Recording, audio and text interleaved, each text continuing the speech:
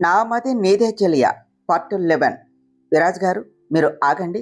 పిన్ని గారికి నేను లెసన్ చెప్తాను, ఒక్క నిమిషం అంటూ ఫాస్ట్గా రెడీ అయ్యి, పదండి విరాజ్ గారు అని బయటకు వచ్చింది ఎందో. మేడం గారు నాతో చేరి నాలానే తయారవుతున్నారు కదా, ఇప్పుడు ఏం చేస్తారో అని చిన్నగా నవ్వుకుంటూ ఇందు వెనకే వచ్చాడు విరాజ్. అబ్బా, దీన్ని ఇక్కడే ఉండమంటే ఎక్కడికి వెళ్ళింది? చిన్నల్లుడు వస్తే నూనె పోసి వాడి మీద పడమని చెప్తే ఎక్కడో తింటూ ఉన్నది అనుకుంటూ, ఇప్పుడు అల్లుడు వస్తే ఎలా అంటూ చూస్తూ ఉండగానే ఇందు రావటం చూసి, నువ్వు వస్తున్నావా? నాకు పిచ్చి పిచ్చి జ్యూసులు ఇస్తావా? ఇక్కడి నుండి పడి చావు, ఓ పని అయిపోతుంది అని అనుకుంటూ ఉండగానే వెనకే విరాజ్ రావటం చూసి, అయ్యో రామా, నేను నా కూతురు అల్లుడిని కలపాలి అని అనుకుంటే వీళ్ళు కలిసేలా ఉన్నారు. లేదు, అలా జరగనివ్వను, నేనే ఆపుతాను, వాళ్లను కలవనివ్వను అంటూ వాళ్ళ దగ్గరకు పరిగెడుతూ వెళ్ళింది దమయంతి, వాళ్లను ఆపాలని. ఇందు కావాలి అనే స్టెప్స్ దగ్గర ఆయిల్ పోసిన దగ్గరకు వచ్చి పడబోతున్నట్టు యాక్ట్ చేసింది దమయంతి రావటం చూసి. వెనకే వస్తూ ఉన్న విరాజ్ మీద పడబోతుంది అనగా అప్పుడే అక్కడకు వచ్చి ఇందుని పట్టుకోవాలి అని అనుకుంటున్న దమయంతిని చూసి ఇందు పడుతున్నట్టు యాక్ట్ చేసేది కాస్త పక్కకు తప్పుకున్నది. ఫోర్స్గా అక్కడకు వచ్చిన దమయంతి తన ఊపు ఆపుకోలేక ముందుకు పడిపోతూ స్టెప్స్ మీద పడిపోయి దొర్లుకుంటూ కింద పడింది. అక్కడ జరిగిన దానికి విరాజ్ నడుం మీద ఒక చెయ్యి, నోటి మీద ఒక చెయ్యి వేసుకొని కళ్ళు తేలేస్తూ చూస్తూ ఉన్నాడు. అమ్మో, మేడం పైకి కనిపించేంత సాఫ్ట్ ఏమీ కాదు, మేడం గారిలో రౌడీ లక్షణాలు బాగానే ఉన్నాయి అని మనసులో అనుకున్నాడు. పిన్నిగారు అంటూ ఇందు కిందకు వెళ్ళింది. పిన్నిగారు, నన్ను కాపాడాలి అని వచ్చి మీరు పడిపోయారా? అయ్యో, మీరు ఎంత మంచివాళ్ళే పిన్నిగారు, నా కోసం మీ ప్రాణాలు కూడా లెక్క చేయలేదు, లేవండి పిన్నిగారు అంటూ దమయంతిని పైకి లేపి సోఫాలో కూర్చోపెట్టింది. అమ్మో, నా నడుము, దేవుడా అంటూ అరుస్తూ ఉంటే అందరూ వచ్చి చూసి వాళ్లలో వాళ్ళే నవ్వుకుంటూ ఉన్నారు. పిన్నిగారు, అక్కడ ఎవరు నూనె పోశారు? అసలు నా కోసం మీరు కష్టపడ్డారు, అందరూ మీలాగా ఉండరు పిన్నిగారు, ఎవరో అతిగా ఆశపడి పోసి ఉంటారు, ఇంకా నయం నడుము విరగలేదు, సంతోషించండి అన్నది ఇందు. ఎందు లేట్ అవుతుంది, పద వెళదామా? వదనా, నేను ఎందు బయటకు వెళుతున్నాం అన్నాడు విరాజ్. అల్లుడు, మీరు బయటకు వెళ్ళటానికి వీల్లేదు, నీ అమ్మ కూడా లేదు, నన్నే చూసుకోమని చెప్తే నాకు చెప్పకుండా వెళ్ళిపోతావా? ఇందు ఎక్కడికి రాదు, నువ్వు కావాలంటే వెళ్ళు అన్నది దమయంతి. పిన్నిగారు అంటూ తనకు దగ్గరగా వచ్చి, పిన్నిగారు, మీరే మీ అమ్మాయితో అక్కడ ఆయిల్ పోశారు అని నాకు తెలుసు, ఇప్పుడు అదే నిజం అందరికీ చెప్పమంటారా? అన్నీ మూసుకొని సైలెంట్గా ఉండండి, నేను నోరు తెరిస్తే మీకే అవమానం కాబట్టి అంటూ నవ్వుతూ పైకి లేచి, అక్క, పిన్నిగారికి నేను చేసిన జ్యూసు కావాలట, ఇంకో గ్లాసు తీసుకొని వచ్చి ఇవ్వు, నేను వస్తాను అక్క అంటూ ఇందు విరాజ్తో కలిసి బయటకు వెళ్ళిపోయింది. ఇందు మాటలకు బొమ్మలాగా చూస్తూ, ఇన్ని రోజులు ఇదేమీ మాట్లాడకపోతే దీన్ని తేలిగ్గా గెంటేయచ్చు అని అనుకున్నాను, కానీ ఇది నేను అనుకున్న దానికన్నా గడుచుపింటమే, నా ప్లాన్తో నా నోరు మూయించింది, దీన్ని మామూలుగా వదలను, దీన్ని నేను చూసుకుంటాను, కానీ కాస్త జాగ్రత్తగా ఉండాలి అని అనుకున్నది దమయంతి. మార్నింగ్ సార్, నేను నిన్న అడ్మిషన్ గురించి మాట్లాడాను కదా, తనే నా భార్య ఇందుమతి అంటూ ఇందును చూపించి, తనకే సార్ మీరు సీటు ఇవ్వవలసింది, మెడిసిన్ డిస్కంటిన్యూ చేసింది, నాకు తనకు అనుకోకుండా పెళ్లి అవటం వల్ల తన స్టడీస్కు బ్రేక్ పడింది, ఇప్పుడు మళ్ళీ కంటిన్యూ చేయించాలి అని అనుకున్నాను, అందుకే అంటూ ఇందు సర్టిఫికేట్స్ అన్ని ఆయన చేతికి ఇచ్చాడు Viraj. Okay Mrs Indumathi, take your seat అంటూ ఇందుతో కాసేపు మాట్లాడారు. ఓకే విరాజ్, తను లాస్ట్ సెమిస్టర్ ఎగ్జామ్స్ కూడా అటెండ్ చేయలేదు, ఆ ఎగ్జామ్స్కి అటెండ్ అయ్యి ఉంటే ఇప్పుడు ఇంత బర్డెన్ ఉండేది కాదు.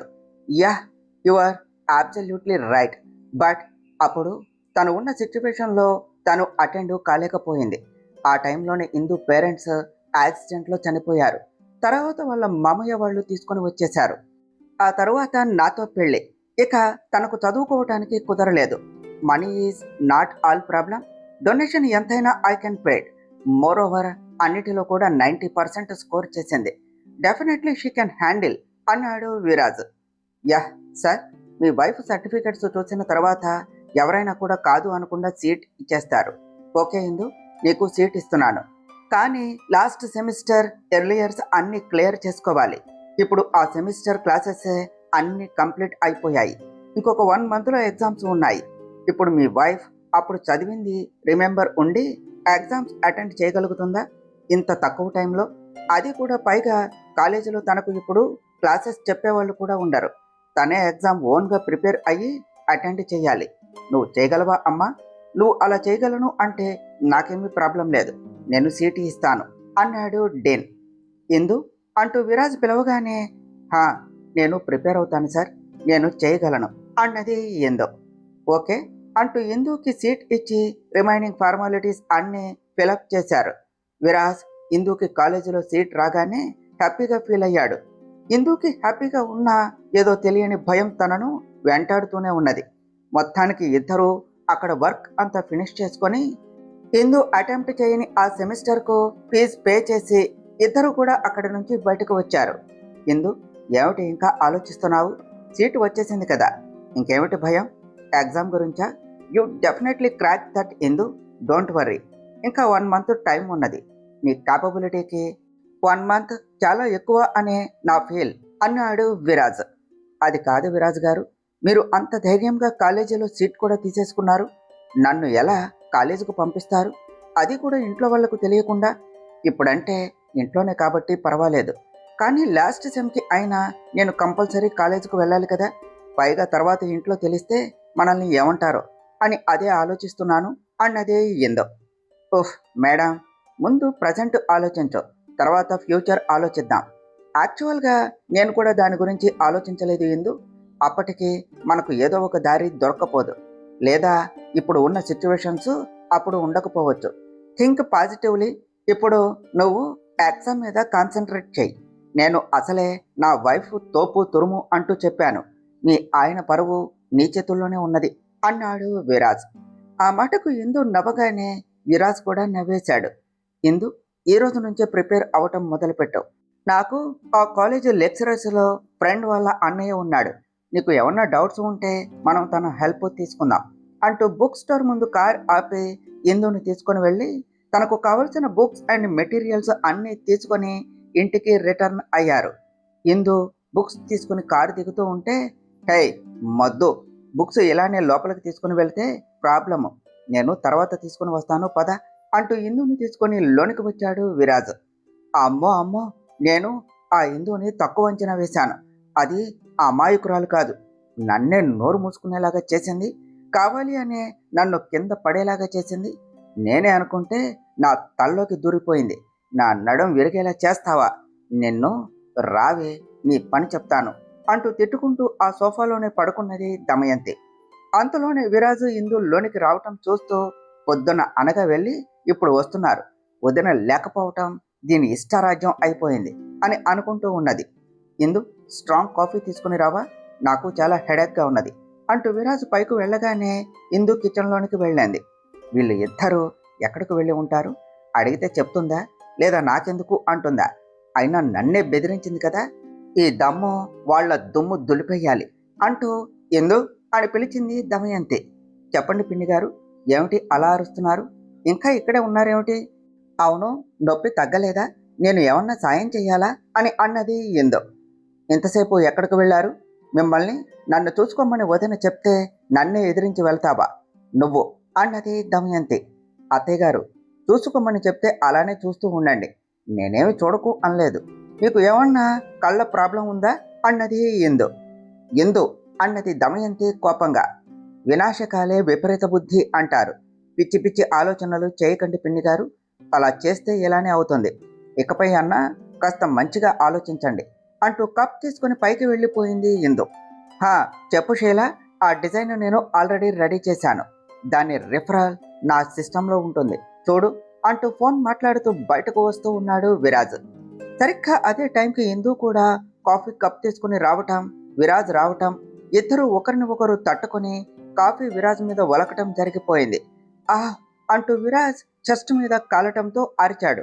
అయ్యో సారీ విరాజ్ గారు, మీరు రావటం చూడలేదు, ఐఎమ్ ఎక్స్ట్రీమ్లీ సారీ అంటూ విరాజ్ చెస్ట్ మీద ఇందు తుడుస్తూ ఉంటే, షీలా కాల్ యూ బ్యాక్ అంటూ కాల్ కట్ చేసి, ఇందు కూల్, డోంట్ వర్రీ, నాకేమీ కాలేదు, I will just change and come అంటూ వాష్రూమ్లోనికి వెళ్ళి షర్ట్ తీసేసి క్లీన్ చేసుకుని వచ్చాడు. విరాజ్ గారు, నేను కావాలి అని చేయలేదు, అది మీరు రావటం చూసుకోలేదు అంటూ పానిక్ అవుతూ ఉన్న ఇందుని చూస్తూ ఇందు చేయి పట్టుకుని దగ్గరకు వచ్చి, ఎందుకు అంత టెన్స్ అవుతున్నావు? జస్ట్ కాఫీనే కదా పడింది, దానికే హైరాణ పడుతున్నావు, నాకేమీ కాలేదు, you don't feel nervous okay అని అన్నాడు. విరాజ్ చెస్ట్ మీద చూస్తూ ఉంటే ఎర్రగా కమిలినట్టు కనిపిస్తూ ఉంటే, అలా అంటారేమిటి విరాజ్ గారు, ఎర్రగా కమిలిపోయింది, నా వల్లే కదా, బాగా మంటగా ఉన్నదా అంటూ ఉన్న ఇందు నడుం చుట్టూ చేతులు వేసి దగ్గరకు తీసుకొని, నేను చెప్పాను కదా, ఇంకా భయపడుతూనే ఉంటావా ఇందు అని అన్నాడు.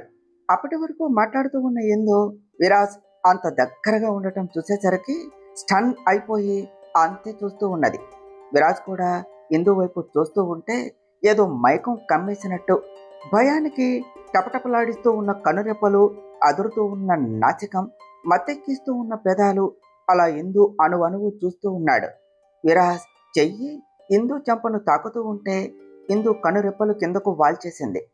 అప్పటి వరకు ఇందు కళ్ళ వైపే చూస్తూ ఉన్న విరాజ్ ఇందు అలా చేయగానే ట్రాన్స్ నుండి బయటకు వచ్చేశాడు. తన చెయ్యి కిందకు దించేస్తూ, ఇందు నాకేమీ కాలేదు, అయినా కాబోయే డాక్టరు ఇలా టెన్స్ అవుతుందా, హౌ సిల్లీ ఇట్ ఈస్ అంటూ ఇందుని వదిలేసి దూరం జరుగుతూ, ఇంకో కాఫీ తీసుకునిరా అంటూ ఇందుని కిందకు పంపించాడు.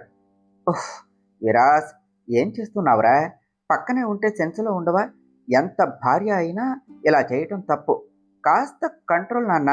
ఏమిటో ఇందు, నువ్వు పక్కనే ఉంటే I just can't control my feelings, కాస్త డిస్టెన్స్ మెయింటైన్ చేయాలి ఇక నుంచి, లేదంటే ఏమైనా జరిగిపోవచ్చు అని అనుకున్నాడు విరాజ్. ఇందు, ఏమిటి మొహం వెలిగిపోతుంది, మా మరిది గారు ఎక్కడికి తీసుకుని వెళ్ళారేమిటి, ఇంతకు తీసుకుని వెళ్ళి ఏం చేశారు, సిగ్గుపడేంత విషయం ఏం జరిగిందో మాకన్నా చెప్పు ఇందు అన్నది లత. పో అక్క, నన్ను ఏడిపిస్తూ ఉంటావు, విరాజ్ గారు చాలా మంచివాళ్ళు, అలా ఏమీ చేయరు, నన్ను చాలా జాగ్రత్తగా చూసుకుంటారు అన్నది ఇందు. అది నాకు తెలుసు కానీ ఏం చేశాడు అని అంటున్నా ఇందు, అదే ఇద్దరే ఉన్నారు కదా ఇన్ని రోజులు అన్నది లత. అక్క, కానీ ఒక్కటి నిజం, నువ్వు చెప్పిన దానిలో నేను విరాజ్ గారిని జాగ్రత్తగా చూసుకోవాలి అన్నావు కదా, అదే నిజం. ఆ అమ్మాయి విరాజ్ గారి సెక్రటరీ అట, పేరు షీలా అంట, సందు దొరికితే చాలు తన మీద పడిపోతుంది. నాకు చాలా కోపం వచ్చేసింది, కానీ విరాజ్ గారు అదేమీ పట్టనట్టు మామూలుగా ఉన్నారు అన్నది ఇందు. మా మరిది మీద అనుమానం ఉన్నదా ఇందు అన్నది లత. ఛీ, ఆయన మీద డౌట్ లేనే లేదక్క, ఇన్ఫ్యాక్ట్ చాలా నమ్మకం ఉన్నది, కానీ దాన్ని చూస్తేనే భయంగా ఉన్నది అన్నది ఇందు. అందుకే లేట్ చేయకుండా మీ మధ్య ఉన్న దూరాన్ని దగ్గర చేయమంటున్నాను ఇందు, కానీ నువ్వు నా మాట వినవు అన్నది లత. అక్క అంటూ నవ్వుతూ, ఇక్కడే ఉంటే నువ్వు ఇంతే అంటావు అంటూ బయటకు వెళ్ళిపోయింది ఇందు. ఇందు, ఇదిగో జాగ్రత్త, ఇంట్లో వాళ్ళు చూడకుండా ప్రిపేర్ అవ్వు అంటూ తన చేతికి బుక్స్ ఇచ్చే, ఓకే ఇందు, నాకు బాగా నిద్ర వచ్చేస్తుంది, నువ్వు చదువుకో అంటూ విరాజ్ పడుకోవటానికి బెడ్ దగ్గరకు వెళ్ళిపోయాడు. విరాజ్ గారు ఒక్క నిమిషం అంటూ విరాజ్ దగ్గరకు వెళ్ళి కాళ్లకు మొక్కింది ఇందు. హే, ఏమిటిదంతా, లేముందు అంటూ ఇందుని పైకి లేపుతో, ఏమిటి ఇందు ఇదంతా అన్నాడు విరాజ్. ఏదన్నా మంచి పని చేసే ముందు దేవుని దగ్గర బ్లెస్సింగ్స్ తీసుకోవాలి అంటారు, నా కోసం ఇంత చేస్తున్న మీకన్నా ఇంకెవరు ఉంటారు, నాకు మీరే దేవుడు విరాజ్ గారు, మీకు ఏమిచ్చినా నా రుణం తీర్చుకోలేను అన్నది ఇందు. విరాజ్ చిన్నగా నవ్వుతూ, ఇలా చేయవలసిన అవసరం లేదు ఇందు, పెద్ద డాక్టర్ అవ్వు, అదే నువ్వు నాకు ఇచ్చే పెద్ద గిఫ్ట్, ఓకేనా అంటూ తనని వదిలి పడుకున్నాడు. దాదాపు 1 ఇయర్ తర్వాత మళ్ళీ ఈరోజు ఆ బుక్స్ అన్ని చూస్తూ ఉంటే చాలా హ్యాపీగా ఉన్నది ఎందుకో. ఇదంతా మీ వల్లే అని పడుకున్న విరాజ్ వైపు చూసి కళ్ళతోనే థ్యాంక్స్ అని చెప్పుకొని ప్రిపేర్ అవటం స్టార్ట్ చేసింది. చాలాసేపు చదువుకున్నాక ఇక నిద్ర వచ్చేస్తూ ఉంటే బుక్స్ క్లోజ్ చేసి పడుకోవటానికి బెడ్ మీదకు వచ్చింది. డిమ్ లైట్లో కూడా మెరిసిపోతూ ఉన్న విరాజ్ మొహాన్ని చూస్తూ, మీలో మచ్చకైనా మచ్చ అనేదే లేదా విరాజ్ గారు, ఎంత అందంగా ఉన్నారో, అంత అందమైన మనసు మీది, ఆ మనసులో నా స్థానం ఏమిటి విరాజ్ గారు, పెళ్లి చేసుకున్నారు కాబట్టి బాధ్యత అనుకున్నారా, లేదా నేను మీకు నిజంగానే నచ్చానా, కానీ మీరు ముందే ఇంకొక అమ్మాయిని ప్రేమించా అన్నారు, అంటే కాంప్రమైజ్ అయ్యారు కదా, పాపం ఆ అమ్మాయి దురదృష్టవంతురాలు, మీలాంటి మంచి వాళ్ళను మిస్ అయ్యింది, నేను చాలా లక్కీ, అందుకనే నాకు దొరికారు. అన్నీ మర్చిపోయి నన్ను బాగా చూసుకుంటున్నారు. కానీ మీ ఫస్ట్ లవ్ అంటే మీకు తనే గుర్తుకు వస్తుంది కదా. నాకు ఫస్ట్ టైం ఆ అమ్మాయి మీద జలస్ వేస్తుంది, మీకు అంతగా నచ్చేసినందుకు. అసలు ఆ అమ్మాయి ఇప్పుడు ఎక్కడ ఉన్నదో మీకు అంతగా నచ్చింది అంటే చాలా అందంగా ఉంటుంది కదా. అలా ఏమీ కాదులే, ఎంత అందంగా ఉన్నా కూడా నాకన్నా ఏమీ అందంగా ఉండదులే. ఒకవేళ ఉంటే విరాజ్ గారు మళ్ళీ ఆ అమ్మాయిని చూస్తే ఏం చేస్తారు? నా పిచ్చి కానీ పెళ్లి రోజే చెప్పారు కదా ఆ అమ్మాయిని మర్చిపోయాను అనేసి. నాకు విరాజ్ గారి మాట మీద చాలా నమ్మకం ఉన్నది అంటూ ముద్దుగా పడుకుని ఉన్న విరాజ్ దగ్గరగా వచ్చి తన చెస్ట్ మీద ఎర్రగా కమిలిపోయిన దగ్గర తీసుకుని వచ్చిన ఆయింట్మెంట్ అప్లై చేసి తన ఫేస్ని అలానే చూస్తూ ఉన్నది. తన ఫీలింగ్స్ కంట్రోల్ చేసుకోవటం కష్టంగా ఉంటే అలానే ముందుకు వంగి విరాజ్ బుక్కపై చిన్నగా అంటనట్టు ముద్దు పెట్టింది. మీరు నాకు చాలా నచ్చేస్తున్నారు. అసలు మీరు పక్కనే ఉంటే నన్నే మర్చిపోతున్నాను. నేను ఎంతలా ఒకరిని ప్రేమిస్తాను అనేది మిమ్మల్ని ప్రేమించాకే తెలిసింది. నాకు ఇంత జలసి ఉన్నది అని మీతో షీలా క్లోజ్గా ఉన్నప్పుడే అర్థమైంది. నాకే తెలియకుండా నా మనసంతా నిండిపోయారు. గతాన్ని మరిచే ప్రేమను చూపిస్తున్నారు. అమ్మ నాన్న తర్వాత నేను ఎవరిని అంతగా ప్రేమిస్తాను అని అనుకోలేదు. కానీ మా అమ్మ నాన్నను కూడా మరిపించారు. మీరు ప్రక్కనే ఉంటే నాన్న పక్కనే ఉన్నట్టు ఉంటుంది. మీరు మందలిస్తే అమ్మ మాట్లాడినట్టే ఉంటుంది.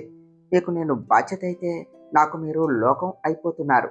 మీరు మెలకువగా ఉంటే నేను ఈ మాటలు చెప్పలేను. మీరు చూస్తూ ఉంటే నాకు భయం వేస్తుంది. అందుకే ఇప్పుడు చెప్తున్నా, ఐ లవ్ యూ విరాజ్ గారు. I'm the most lucky to have you అంటూ విరాజ్ హెయిర్ నిమురుతూ ఉంటే విరాజ్ నిద్రలో కదులుతూ ఇందు వైపు తిరిగి తన నడుం చుట్టూ చెయ్యి వేశాడు. ఇందుకి అర్థం అవడానికి కాస్త టైం పట్టినా ఆ చెయ్యి విడిపించుకోవడానికి చాలా ట్రై చేసి ఇక తన వల్ల కాదు అనేసి అర్థమైంది. మార్నింగ్ నన్ను ఇలా చూస్తే విరాజ్ గారు తప్పుగా అనుకుంటారు, నేనేం చేయాలి అని ఆలోచిస్తూ ఉన్నది. ఎంతలో విరాజ్ మొహం ఇందు మెడవంపుల్లో పెట్టగానే అప్రయత్నంగా విరాజ్ వైపు చూసి తన మైండ్ ఆలోచించడం కూడా మర్చిపోగా విరాజ్ని చూస్తూ ఎప్పటికో నిద్రపోయింది. నెక్స్ట్ డే, హాయ్ విరాజ్, ఏమిటి ఆఫీస్ ఉంది అని మర్చిపోయినట్టున్నావు? ఇన్ని రోజుల తర్వాత మళ్ళీ ఆఫీస్కు వచ్చావు అన్నది Sheela. Sheela, this is office. ఇక్కడ నేను నీ బాస్, అర్థమైందా? రెస్పెక్ట్ ఇచ్చే మాట్లాడు. కెన్ యూ అండర్స్టాండ్ అని అనగానే ఆ వాయిస్లో బేస్కి కంగు తింటూ సారీ సార్ అన్నది షీలా. ఓకే, వచ్చిన పనేమిటి అని అడిగాడు Viraj. Fashion week off the day కోసం న్యూ డిజైన్స్ రెడీ చేయాలి కదా, ఆ వర్క్ అంతా పెండింగ్ పడిపోయింది అందుకని అన్నది షీలా. వాట్, పెండింగ్ ఉన్నదా? అసలు అంత నెగ్లిజెన్స్ ఏమిటి?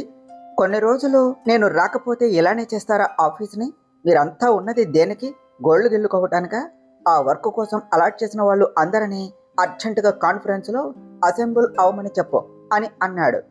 ఇంతలో విరాజ్ ఫోన్ మోగటంతో కాలింగ్ ఫ్రమ్ హౌస్ అని చూసి లిఫ్ట్ చేశాడు. హలో విరాజ్ గారు అన్నది ఇందు. ఇందు నోటి వెంట తన పేరు వినగానే అప్పటి వరకు కోపంతో ముడుచుకుపోయిన పెదవులు విచ్చుకున్నాయి. కళ్ళు కూడా అల్లరిగా నవ్వుతూ ఉన్నాయి. ఎందు అన్నాడు విరాజ్.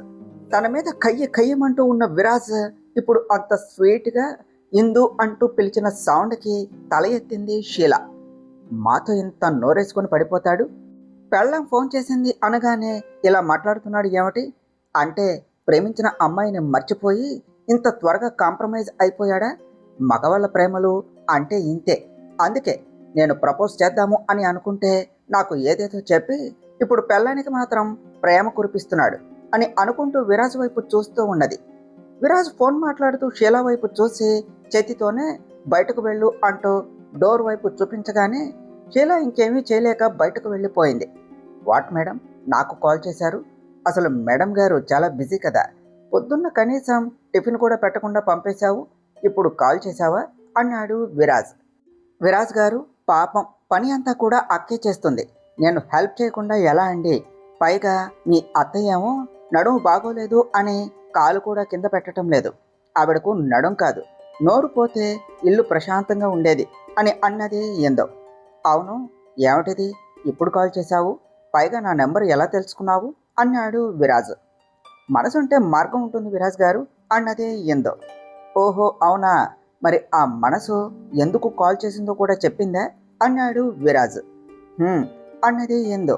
దేనికి కాల్ చేసిందట ఆ మనసు అంటూ టీజింగ్గా అడిగాడు విరాజ్. ఆ మనసు కావాలి అని తనేమీ చేయలేదు. మీరు బావగారు లంచ్కి ఇంటికి వస్తారా లేదా, క్యారియర్ పంపించాలా అని అక్క అడగమని చెప్పింది అన్నది ఇందు. ఓకే ఓకే, ఆ మనసుకు వదిన చెప్పింది అంతే కదా అంటూ నవ్వాడు విరాజ్.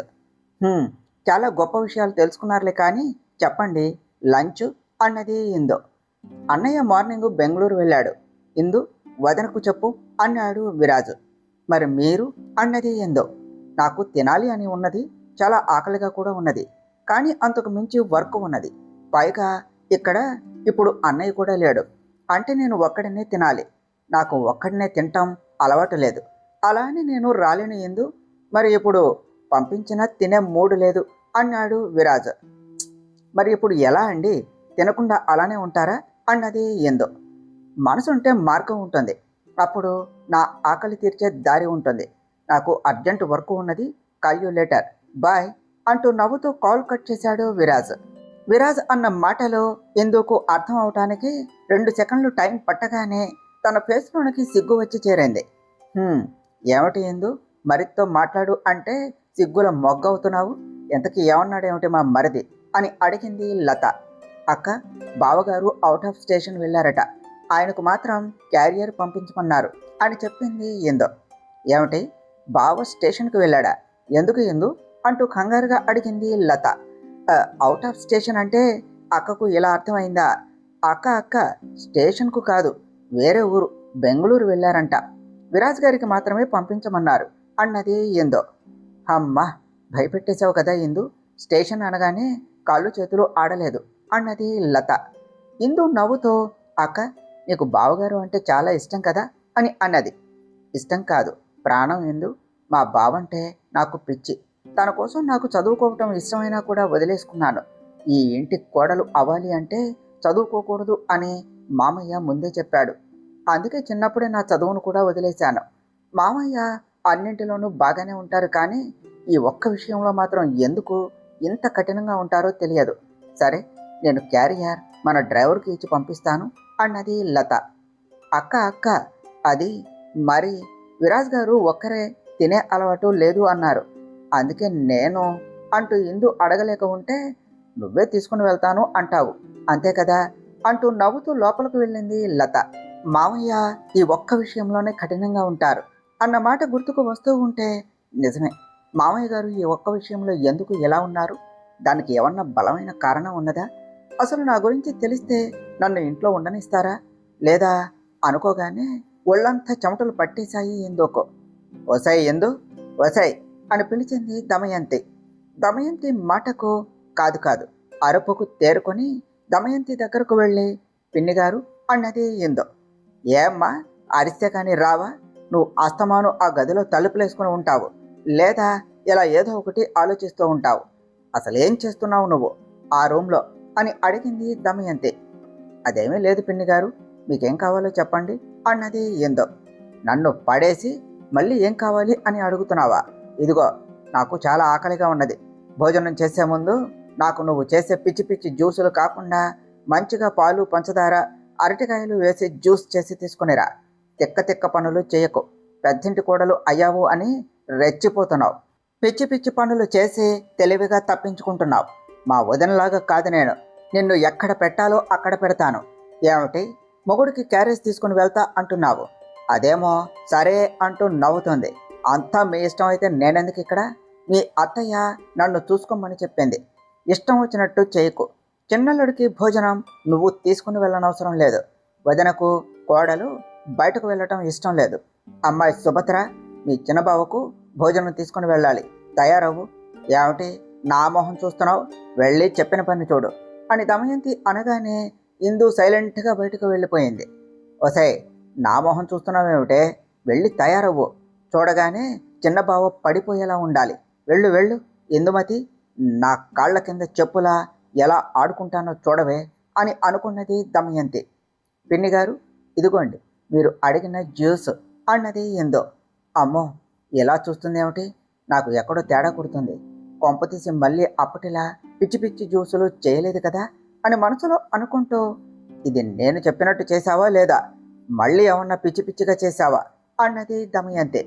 పిన్ని గారు, నా మీదే అనుమానం పడుతున్నారా? మీకు అంత అనుమానం ఉంటే అవసరం లేదు, నేనే తాగి చూపిస్తాను చూడండి అంటూ ఆ గ్లాస్ మొత్తం తాగేసి, ఇప్పుడన్నా నమ్మకం వచ్చిందా? మీకోసం కష్టపడి చేశాను అన్నది ఇందు. చేస్తే చేశావు, మొత్తం నువ్వే తాగేస్తే నేనేం తాగాలి? ఇది ఇంత నమ్మకంగా అన్నప్పుడే తాగినా పోయేది అని అనుకుంటూ, నాకు మళ్ళీ అలానే చేసుకునిరా అని దమయంతి అనగానే సరే అనేసి వెళ్ళి మళ్ళీ తీసుకుని వచ్చింది ఏందో.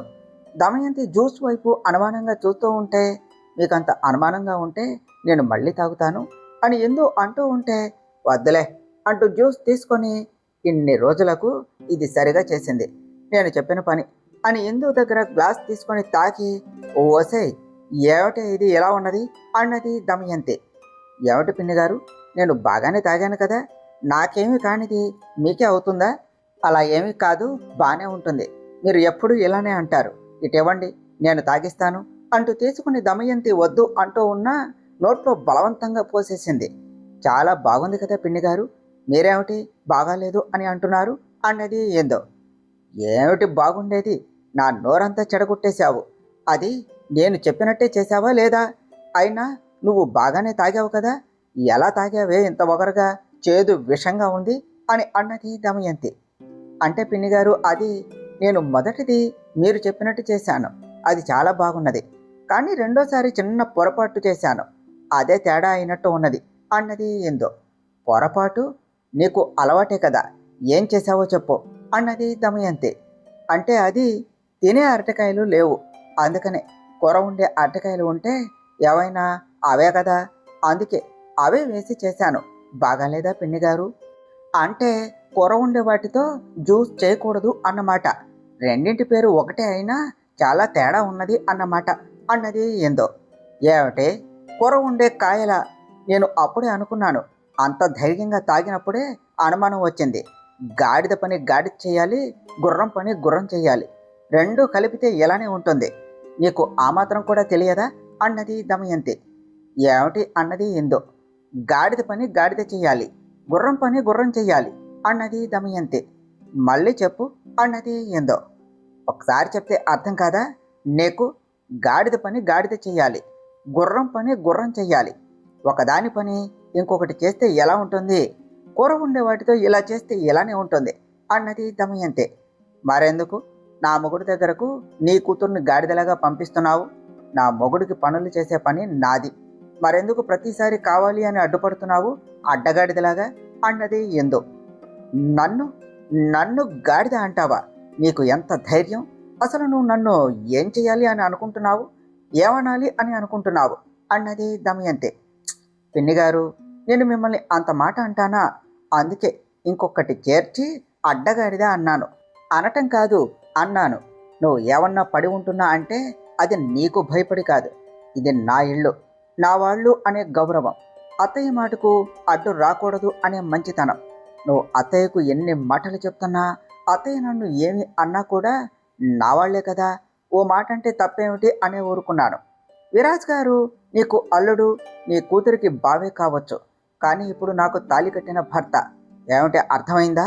తాళి కట్టిన భర్త. ఇలా అత్త చెప్పింది నేను చెప్పినట్టు చెయ్యి, దొత్త చెప్పింది చెప్పు కింద తేలులా పడి ఉండు అంటే పాతేస్తారు. గౌరవం ఇచ్చి పుచ్చుకోవాలి, నీకు అది ఎలాగూ లేదు. ఇంకొకసారి విరాజ్ గారి విషయంలో ఆయనకు చేసే పనుల్లో అడ్డు వచ్చావు అనుకో, జ్యూస్లో పాలు పంచదార కాదు విషం కలిపి ఇస్తాను, పోతావు. అసలేమిటి, నేను వచ్చినప్పటి నుంచి చూస్తున్నాను, నీ ప్రాబ్లం ఏమిటి?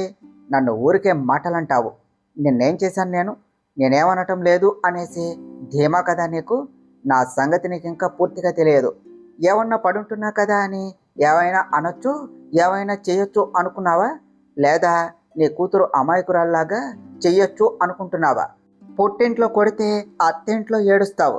ఇంకోసారి విరాజ్ గారి విషయంలో అడ్డు వస్తే నువ్వు నీ కూతురుకి ఇచ్చి పెళ్లి చేయాలి అని అనుకున్నావు, కానీ ఇప్పుడు నాకు తనకు పెళ్ళయ్యింది. అయితే ఇప్పుడు ఏం చేయమంటావు? సిగ్గు లేకుండా పెళ్ళైన వాడి వెనక పడుతూ నన్ను అత్తయ్య గారి దగ్గర మాటలు అంటూ ఏం చేయాలి అని అనుకుంటున్నావు? నన్ను పంపించి నీ కూతుర్నిచ్చి పెళ్లి చేయాలి అని అనుకుంటున్నావా? ఎలానే చేసావనుకో, మొన్న నడుము మాత్రమే విరిగింది. ఈసారి పోతావు. ఏ రాత్రి పడుకున్నప్పుడు వచ్చి దిండుతో నొక్కేస్తాను, పీడా పోతుంది అంటూ కోపంగా తన మెడ దగ్గర పగలకొట్టి పెట్టిన గ్లాస్ తీసేస్తూ సడన్గా చేతులు కట్టుకుంటూ, ఇలా నేను నా మనసులో చాలా అనుకుంటున్నా పిన్ని గారు, కానీ మాట బయటకు అనలేను. కారణం పెద్దలంటే గౌరవం, మర్యాద, అనుకువ. పైగా చిన్నప్పుడు మా అమ్మ నాకొక్క మాట చెప్పింది, పుట్టింట్లో ఎలా ఉన్నా పర్వాలేదు కానీ అత్తింట్లో మాత్రం మంచిగా ఉండాలి అని మరీ మరీ చెప్పింది. మా అమ్మ ఇప్పుడు నాతో లేకపోయినా మా అమ్మ చెప్పిన మాట, మా నాన్న నేర్పిన సంస్కారం నన్ను ఈ మాటలు అనకుండా చేస్తుంది. మీరు ఏమన్నా కూడా మౌనంగా ఉండేలాగా చేస్తుంది. కానీ ఇప్పుడు మీరే అడిగారు కదా, అందుకనే చెప్పాను పిన్ని గారు అన్నది ఏందో. అప్పటి వరకు కోపంగా ఇప్పుడు మళ్ళీ సడన్గా అమాయకంగా మాట్లాడుతూ ఉన్న ఇందుని చూడగానే షాక్ కొట్టినట్టు అయింది దమయంతికి. మాట కూడా మింగుడు పట్టం లేదు. గుటకలు మింగుతూ చూస్తూ ఉన్నది. అమ్మా, నువ్వు జనబాబును పడేయమన్నావు కదా, నేను తాడు తీసుకుని వచ్చాను అంటూ సుభద్ర పరిగెడుతూ వచ్చింది. వద్దు వద్దు, చిన్నల్లుడి దగ్గరకు వాళ్ళ ఆవిడ వెళుతుంది అంటూ ఇందు వైపు భయంగా చూస్తూ అన్నది దమయంతి. పిన్ని గారు, మీరు చాలా తెలివైన వాళ్ళు, ఇట్టే అర్థం చేసుకున్నారు అంటూ దగ్గరగా వచ్చి, నీకు ఆట ఆడటం తెలిస్తే నాకు ఆట ఆడించటం తెలుసు. సర్కస్లో సింహం ఆట రింగ్ మాస్టర్ చేతిలో ఉంటుంది, జాగ్రత్త పిన్ని గారు అన్నదే ఏందో. దమయంతి నోరు తెరుస్తూ మాట కూడా రాకుండా అలానే చూస్తూ ఉన్నది వెళ్తూ ఉన్న ఇందు వైపు. అమ్మా, మరి బాబును పడేయటానికి తాడు తీసుకుని వచ్చాను, నేనేం చేయను దేంతో అన్నది సుభద్ర. అక్కడ ఉన్న దూలానికి ఊరేసుకుని ఊగు అంటూ పక్కనే ఉన్న జగ్ ఖాళీ చేసేసి, అమ్మో ఇది పెద్దదానిలాగా అమాయకురాలు, వదినలాగా తింగరది అని అనుకున్నాను. కానీ కాదు, నాకన్నా కూడా తెలివైనది. అనవలసిన మాటలు అన్నీ అనేసి నేనేమీ అనలేదు అంటుంది. పైగా నేను అడిగాను అని అన్నానంటుంది. దీన్ని తక్కువ అంచనా వేశాను. అసలు ఎన్ని రోజులు మౌనంగా ఉంటే తేలిక అనుకున్నా. ఎప్పుడే తెలిసింది ఇది ఏమిటో. నేను చెప్పినా నమ్మరు. దేవుడా, నేను ఎలా నా కూతురుకి అల్లుడికి పెళ్లి చేయాలి? చూడకపోతే దీన్ని నేను ఆడుకోవటం కాదు, ఇదే నన్ను ఆడుకుంటుంది. చూస్తా, ఒక్క అవకాశం దొరికితే చాలు దీన్ని గెంటేస్తాను. దీనికి ఇంత ధైర్యం ఏమిటో తెలుసుకోవాలి. దీని గురించి అన్నీ తెలుసుకుంటే ఏమన్నా తెలియచ్చు. వసే ఎందు నిన్ను వదలనే అని అనుకున్నది దమయంతి. విరాజ్ మీటింగ్ కంప్లీట్ అయిపోయేసరికి 3 hours అయ్యింది. తర్వాత అందరికీ ఇన్స్ట్రక్షన్స్ ఇచ్చి తన క్యాబిన్కు వచ్చాడు. చైర్లో కూర్చుంటూ మొబైల్లో ఆల్బమ్ ఓపెన్ చేసి ఇందు ఫోటో చూస్తూ, త్వరగా రావే బాబు, ఆకలేస్తుంది. నువ్వు వస్తావు అని నమ్మకంగా ఉన్నది ఇందు. ఇన్ని రోజులకు నువ్వు నా లైఫ్లోనికి వచ్చావు. నిన్ను అసలు చూస్తాను అని అనుకోలేదు, కానీ నా వైఫ్గా వచ్చావు. నిజంగా నేను లక్కీ అని అనుకోలేదు. నా మనసుకు నచ్చి దూరమైన నువ్వు నాకు ఇంత దగ్గరగా వస్తావు అని అనుకోలేదు అని ఇందు గురించి ఆలోచిస్తూ నవ్వుకుంటూ ఉన్నాడు విరాజ్. ఈరోజు వినోద్ లేడు అంటే విరాజ్ ఒక్కడే. నేను ఇప్పుడు తనతో కలిసి లంచ్ చేస్తే పోలే అని నవ్వుకుంటూ విరాజ్ క్యాబిన్కు వెళ్ళేసరికి విరాజ్ నవ్వుకుంటూ ఉండటం చూసి, ఎప్పుడు నాతో అన్ని విషయాలు చెప్పేవాడు, చివరకు ప్రేమించిన విషయం కూడా చెప్పాడు. కానీ ఇప్పుడు మాత్రం పెళ్ళి అయినట్టు చెప్పకపోతే పెళ్ళే ఇష్టం లేదు అని అనుకున్నాను. ఏమిటి ఇలా ఇంత ఆనందంగా ఉన్నాడు? అది రాగానే అంతా మార్చేసిందా అనుకుంటూ విరాజ్ సార్ అని పిలిచింది షీల. చెప్పు షీల అన్నాడు విరాజ్. ఈరోజు వినోద్ సార్ లేరు కదా, లంచ్ కలిసి చేద్దామా అన్నది షీల. లేదు షీల, సారీ అన్నాడు విరాజ్. అదేమిటి, నీకు ఒక్కడవే తినే అలవాటు లేదు కదా, వినోద్ లేకపోతే నీకు కంపెనీ నేనే ఇస్తాను కదా అన్నది షీల. కానీ ఇప్పుడు నాకు కంపెనీ ఇవ్వటానికి నా వైఫ్ వస్తుంది షీల, ఇందు వస్తుంది అన్నాడు విరాజ్. తర్వాత ఏమి జరిగిందో నెక్స్ట్ పార్ట్లో తెలుసుకుందాం ఫ్రెండ్స్. డియర్ ఫ్రెండ్స్, మీకు గనక ఈ కథ నచ్చినట్లయితే మీ అభిప్రాయాలను కామెంట్ల రూపంలో తెలియచేయండి. ఈ వీడియోను లైక్ చేయండి, షేర్ చేయండి, మా ఛానల్ను సబ్స్క్రైబ్ చేసుకోండి ఫ్రెండ్స్. Thank you.